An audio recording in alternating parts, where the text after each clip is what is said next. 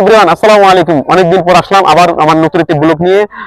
যদি সময় থাকে অডিয়েন্সে তো অবশ্যই ভিডিওটা দেখার চেষ্টা করবেন, খুব মজা পাবেন।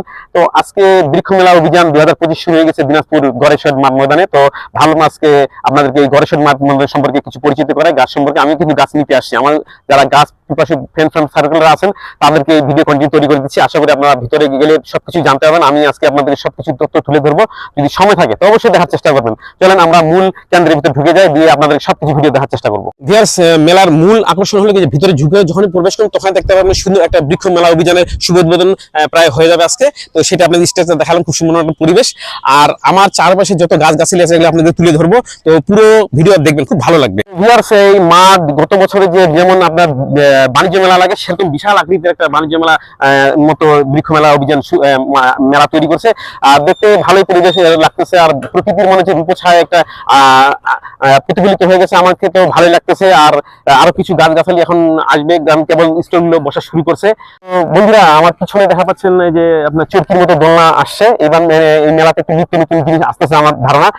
রাইডার্স আসতেছে, তারপর সাম্পান নৌকা, তারপর চরকি, নাগরদোলা, এগুলো বিভিন্ন কিছু আসবে, যেটা এখন পর্যন্ত স্থাপিত হয়নি, তবে হয়ে যাবে। তবে আপনারা আপনাদের বাচ্চাদেরকে নিয়ে আসলে এই পরিবেশটা পাবেন। আর প্রকৃতির তো ছায়া রয়েছে, গাছগাছালি দেখলে তো মানুষ পিপাসু, যারা ফ্রেন্ড গাছ পিপাসু আছেন যারা, তারা অবশ্যই আপনাদের গাছ নিতে আসবে, পছন্দের গাছ, এবং বাচ্চাদেরকে ফলমূল সম্পর্কে পরিচিতি করাবেন। আমার পিছনে যে স্টলগুলো দেখা পাচ্ছেন অলরেডি গাছ লাগানো শুরু করছে, আর দেখেন সাজানো হচ্ছে। আর বিভিন্ন ট্রাকে করে গাছগুলা দূর দূরান্ত থেকে আপনাদের জন্য এই গাছগুলা বহে আনতেছে কষ্ট করে, যেন এই গাছগুলো আপনারা ক্রয় করতে পারেন। ভিউয়ার্স, আমার পিছনে যে একটা বাগান বিলাস গাছ দেখা পাচ্ছেন, খুব সুন্দর করে রং করে কারুকার্য করে একটা সিট দিচ্ছে বসার জন্য। কারণ এটা কি জানেন, এটা মূল আকর্ষণ হলো এখানে ফটো সেশন করা। আপনারা আসলে এখানে এসে ছবি তুলতে পারবেন। কিছু আপনাদের গাছ, ইউনিক গাছের সাথে আমি পরিচয় করে দেবো। এই গাছটি যে দেখা পাচ্ছে এটাকে বলে আপনার রামবুটান। অনেকে নাম শুনছেন, অনেকে ফল দেখছেন, অত গাছ সম্পর্কে জানেন না। তো আপনাদেরকে জানাই এটা রামবুটান। আমার খুব শখ, এই গাছটা আমি কিনবো এক সময়। এই ছোট ছোট দানাগুলো দেখা যাচ্ছে, এটা লিচু, এটাকে 4 সিজন লিচু বলে, যে মালয়েশিয়ান ভাষায় অনেকে থাইল্যান্ড বলে বা 4 সিজন বলে। তো আমি এই গাছটাও নেওয়া খুব শখ। ইউনিক গাছ এটাকে বলে, এটা পুরো লিচুর মতো, কিন্তু আমরা গাছটা ফলটা দেখালাম, দেখে অবশ্যই গাছ কেনার চেষ্টা করবো। এই গাছ আমি একটা সুন্দর বাগানের মধ্যে রয়েছি, এখানে কি সুন্দর সুন্দর ফুল ধরেছে। এই ফুল সম্পর্কে আমরা জানাবো। এটা একটা বাগান বিলাস ফুলের গাছ রয়েছে, সাথে আরো বিভিন্ন ধরনের ফুল রয়েছে যেগুলো আমি অনেকে জানি না। আর এখানে দেখেন কি সুন্দর আপনার শরীফা আতা, অনেকে আপনার শরীফা আতা সম্পর্কে জানেন না, যাকে শরীফা আতা বলে। এই শরীফা আতা ইউনিক একটা আতা। এই যে দেখেন সাথে মালটা রয়েছে, আরো বিভিন্ন ফুল ফল রয়েছে। তো আপনাদের সেগুলো পরিচয় করে দিলাম। আর অবশ্যই আসলে তো এখানে আসবেন, একটু ভিজিট করে যাবেন, আর ফুল ফল নিয়ে যাবেন।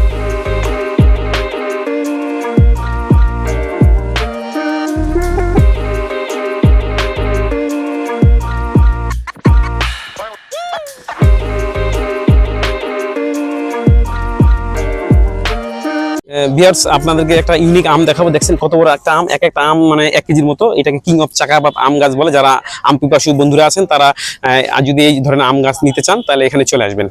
তো ভিউয়ার্স, কেমন লাগলো এই প্রকৃতির কি সুন্দর এই বৃক্ষ মেলা অভিযান দিনাজপুর বড় মাঠ ময়দানে? আমি কিছুক্ষণ সময় কাটালাম। তো আপনারা কবে পরিবারকে নিয়ে আসতেছেন এই প্রকৃতির বেলাভূমি দেখার জন্য? পরিবারকে নিয়ে আসবেন, বাচ্চাদেরকে পরিবেশ গাছ সম্পর্কে এবং পরিবেশ সম্পর্কে, ফলমূল সম্পর্কে পরিবেশ জানাবেন, খুব ভালো হবে।